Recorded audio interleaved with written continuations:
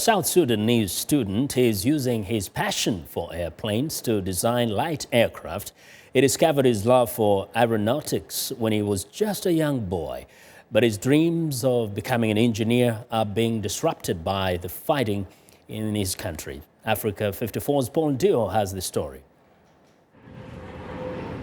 Parked inside a small compound in Juba, South Sudan is a small light aircraft.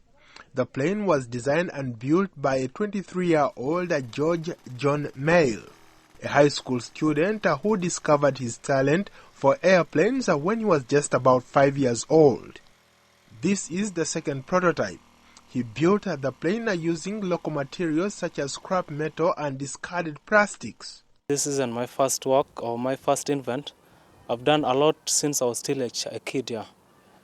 I've been doing some research and try to work out small aircrafts, make them. There's the one I made before this. It was a UAV, unmanned aerial vehicle, but I didn't have the system to control it. The wiring, GPS and all this. So that's why I came with an idea of making the second one that could carry a weight of a person. Yeah. It's powered by two gasoline engine, almost like generator, but it's a little bit different. You can adjust the speed. Yeah. George works at home where he has turned his room into his workshop, which he calls Aeronautics research. He uses his artistic drawing and painting skills to design airplanes.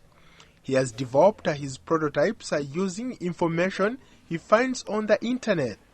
And there is no college or university where George can study aeronautics. But despite these challenges, he remains optimistic.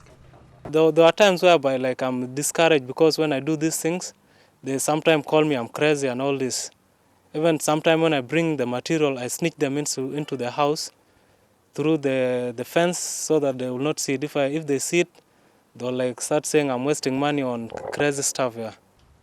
Finding funding for his project is difficult. He even took his first aircraft design to the country's Air Force, but no answers. The first plane I made before this, I took it to Air Force, but since then nothing was done about it. It was just left there. It was trashed by wind and all this. Yeah. Although George's plane isn't quite ready for passengers yet, he believes with the right support, he can become one of Africa's greatest aerospace innovators.